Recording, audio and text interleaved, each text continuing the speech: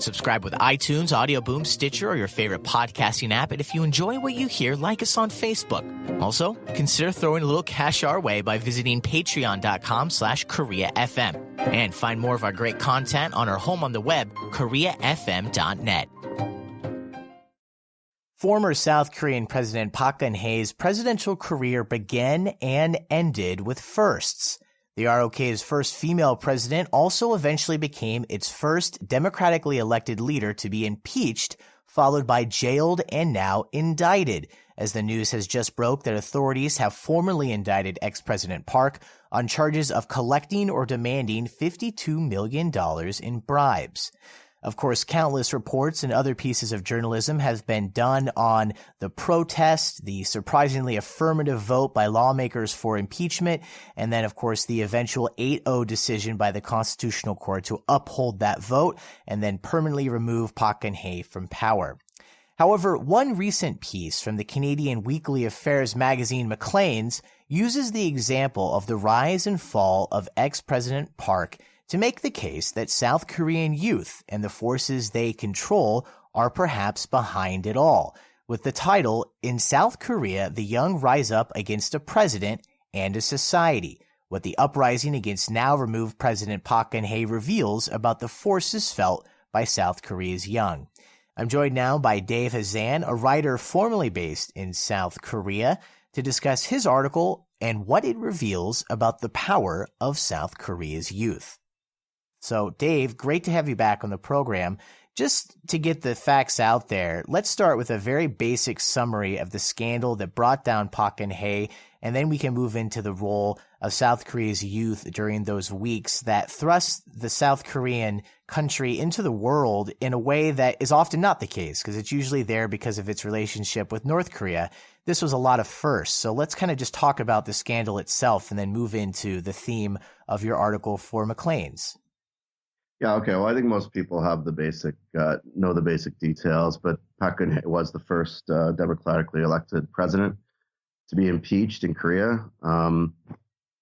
Indeed, I believe she was the first to just be impeached by the National Assembly generally.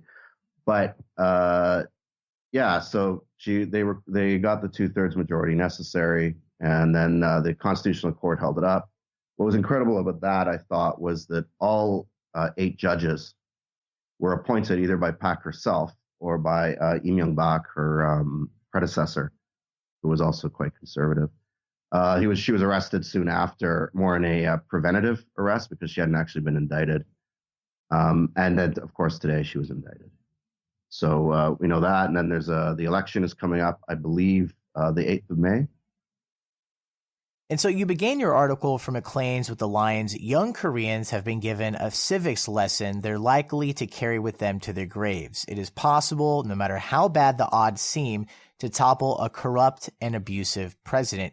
However, it's interesting because while many young South Koreans may feel disenfranchised and powerless due to, constant pressure from school and other responsibilities, this is kind of the story that makes it out of the ROK quite often.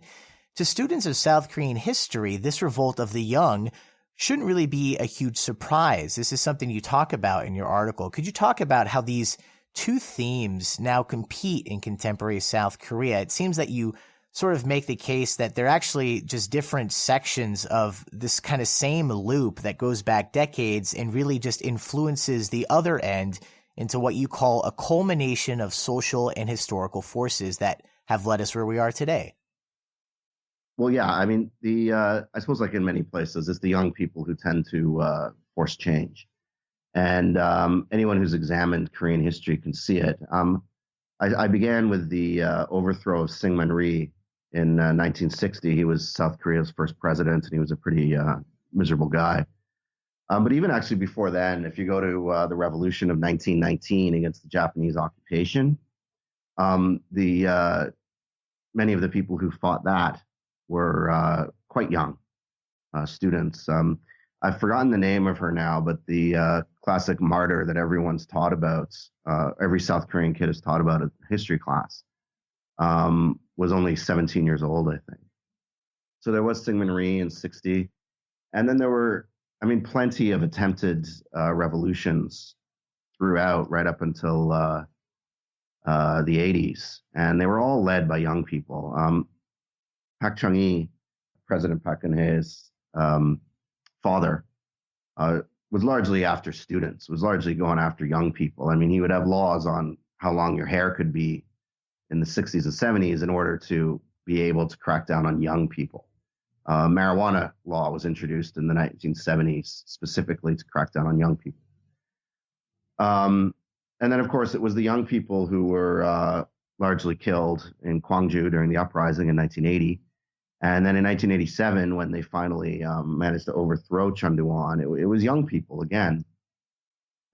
It's interesting when you talk to middle-aged Koreans now, they'll often reminisce back about the revolutions that they participated in as young people. Yeah, so I mean, in hindsight, this scandal involving now ex-president indicted ex-president Park Geun-hye, her close confidant, and also very powerful South Korean conglomerates known here as chaebols, it really does seem like the perfect cause for youth to fight against. I mean, the young in any country are often fed up with the government, but in South Korea, the other side of this, many young students are working harder and harder each year to prepare for a job at one of these said large companies. But now it just seems to be more and more the case, and young people are realizing this is the case, that these jobs that they're hoping to get for these giant conglomerates just aren't waiting there for them. And this leaves young Koreans in the world of Hell Chosun, which is now a commonly known term that you also referenced in your article. So let's talk about that phenomena. I think the idea is that being young in South Korea now has become intolerable. It used to be that you would put in these wretched hours studying for your university exam, getting into the right university, battling your way to get the right job. And then once you get that job, working 14, 15, 16 hours a day for one of these companies. But at least, in the end, it was a feeling that you made enough money, or at least you were able to support your family, or you were helping the country grow, or something like this. Recently, it just seems that they're putting in these hours. They're working hard. These kids are working harder and harder and harder, and the reward at the end is just not there. It's not just that these chaebol aren't hiring as much, although, I mean, that's a big factor. It's that more and more Koreans are just wishing, like, well, why do I have to work for one of these enormous corporations? I mean, there's got to be other options out there. Their parents often say, well, no, there isn't any option. And furthermore, do you know how much money I put into your education? You're going to work at Samsung, but then, again, the job's not there. There was an issue, there was an article that was posted recently encouraging young people to have simpler marriages, for example. Young people in Korea just aren't getting married. They're marrying later and later and later, sometimes in their late 30s, early 40s. Well, have a simpler marriage, they argued. Well, that's fine, but the problem is often the parents see it as a massive lack of faith, or almost a betrayal of all the effort they put into their kids to have a small wedding. And so kids and I mean, that's just one example. The kids in Korea, when I say kids, I mean basically anyone under 40, are just getting increasingly pissed off. And to the point where if you had told me this would happen 10 years ago, that they would mobilize like this to overthrow a president, I wouldn't necessarily believed it. But now I absolutely believe it. And I think anyone who spends a lot of time in Korea now believes it, because things have just gotten so bad. And the kids are just sick of it. They've just had it. Not just with the president, but with the whole system that she represents. You just said mobilize. Let's talk about some of the mobilization efforts that, in all fairness, involve people of all ages, but heavily driven, as you pointed out, by youth as well.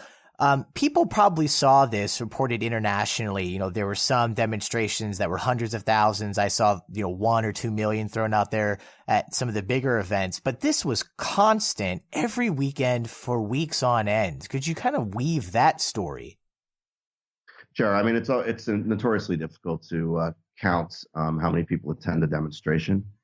The police will give one number, and then the organizers will give another. But certainly there were more than 1 million. Several times. I should stress I wasn't actually in Korea at the time. I've been monitoring this from abroad. But from all my sources who were there and from everything I saw, it was an enormous demonstrations, in some cases at least 1.5 million. Wasn't 1.5 million every night, but certainly every Saturday night, again and again and again and again and again.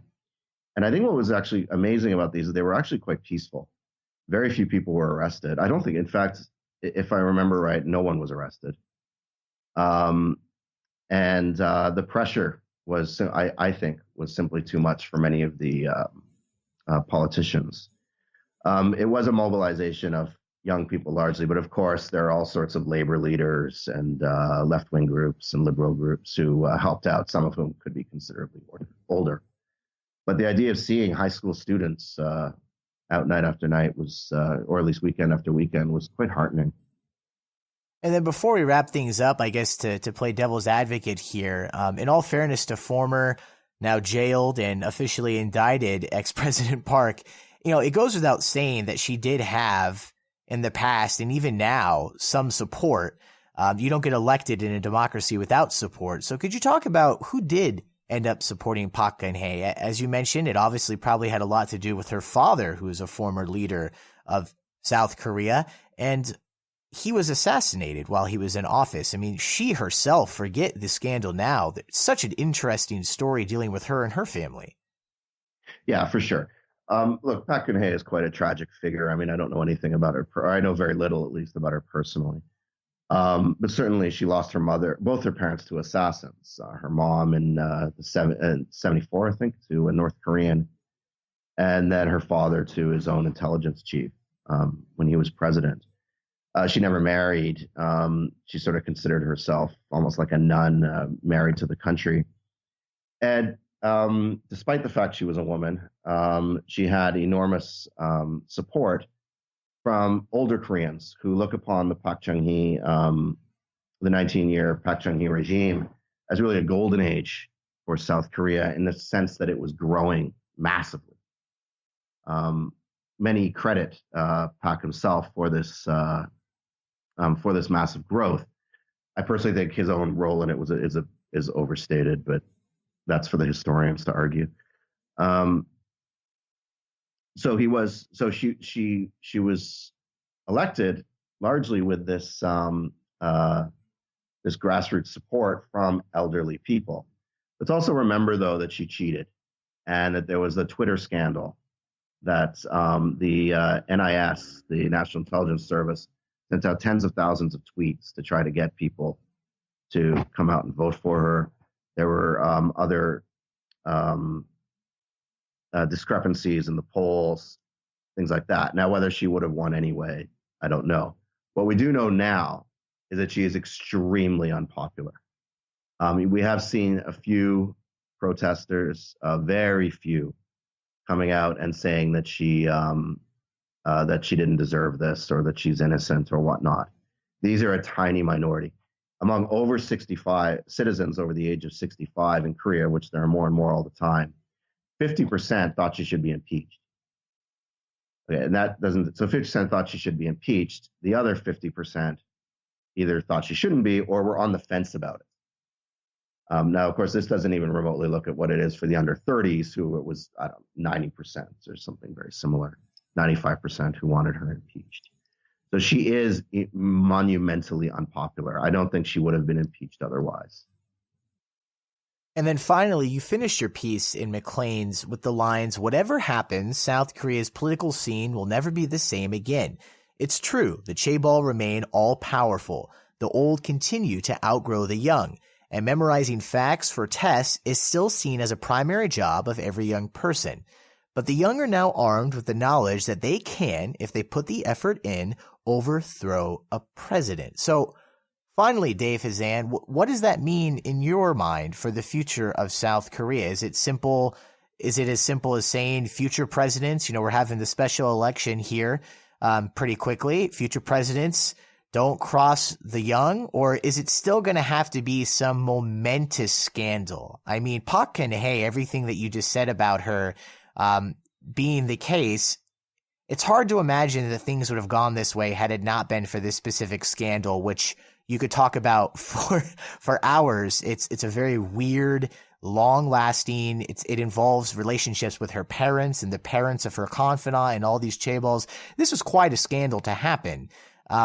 I'm guessing something like this wouldn't just happen again in the next couple of years. So what does this mean for the future of South Korea?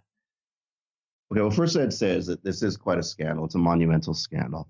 But I think that she would not have been impeached had there not been 4 years of misrule coming out of the Blue House.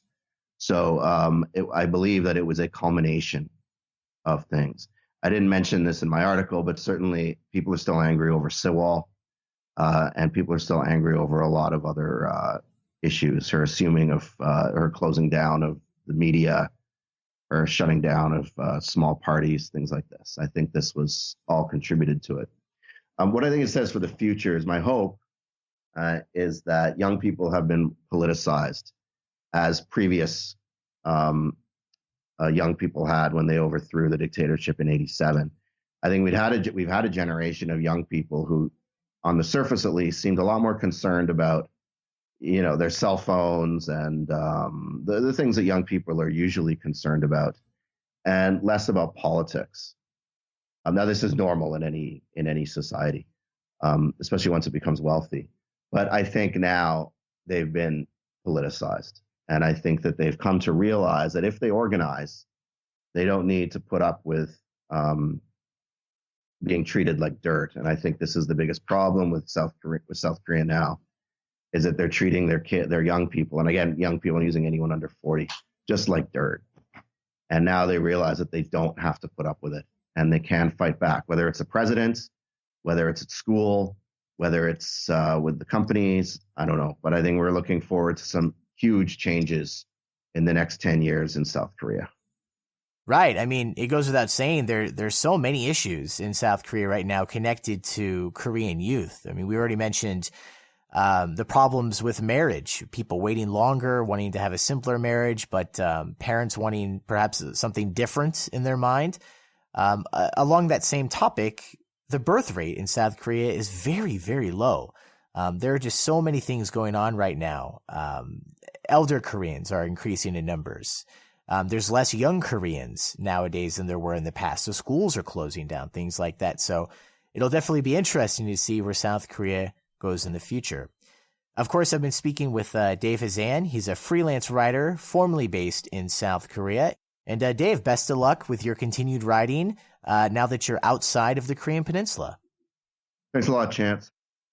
This episode is brought to you by Podcast Assist, offering voiceovers, audio editing and mastering, transcriptions and show notes, episode summaries, and even hosting a podcast on a topic important to you. Visit facebook.com/Podcast Assist for more info on their flat $30 per hour rate.